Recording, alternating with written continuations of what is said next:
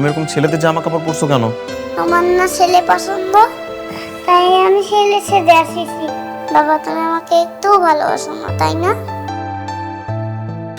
আমি মনে করছি ছেলে হলে তুমি আমাকে ভালোবাসবে।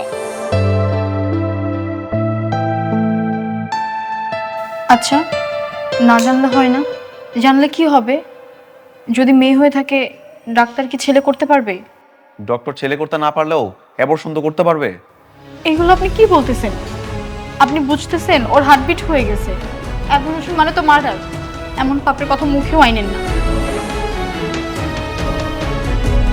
মানে কি? মানে আমি আপনাকে ডিভোর্স দিব। আপনাদের মধ্যে থাকলে আপনারা আমার 3 মেয়েকেই মেরে ফেলবেন।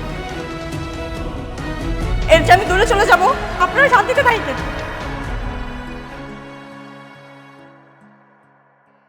দোস্ত, তোর বউ কি তোরে সত্যি ডিভোর্স দিছিল?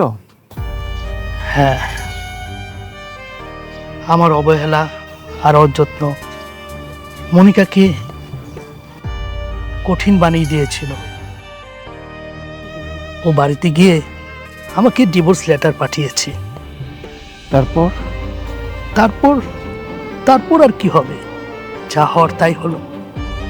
কয়েক মাস পর শুনতে পেলাম মনিকা বাচ্চা জন্ম নেওয়ার সময় মারা গিয়েছে।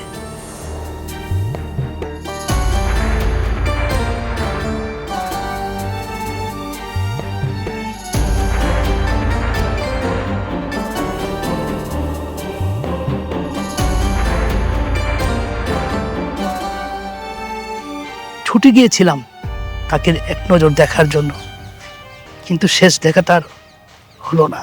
তারপরে কি মেয়েগুলো কি তুই নিয়ে এসেছিলি? হ্যাঁ হ্যাঁ, মেয়েগুলি আমার কাছে মানুষ।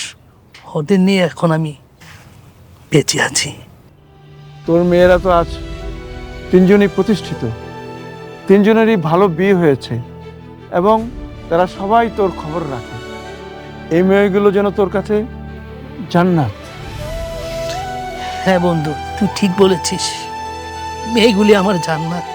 কিন্তু বন্ধু, একটা কথা কি, এই যে এত সুখ, হাসি খুশি, তারপরও মনের ভিতরে কোনো না একটা কষ্ট লুকিয়ে আছে। আর যদি মনিকা বেঁচে থাকতো তাহলেও কত খুশি হতো। মনিকা, আমাকে তুমি ক্ষমা করে দাও। সন্তান হলো বাবা মায়ের সবচেয়ে বড় সম্পদ। স্নেহ, ভালোবাসা, শিক্ষা আর মূল্যবোধ দিয়ে মানুষ করলে সব সন্তানই হয়ে ওঠে অমূল্য সম্পদ। সেখানে ছেলে না মেয়ে কোনো ভেদাভেদ নেই, কারণ প্রতিটি সন্তানই সমান, প্রতিটি সন্তানই ভবিষ্যতের আলো। ভালোবাসা আর মানবিকতার ছোঁয়ায় গড়ে উঠুক আগামী দিনের সুন্দর পৃথিবী।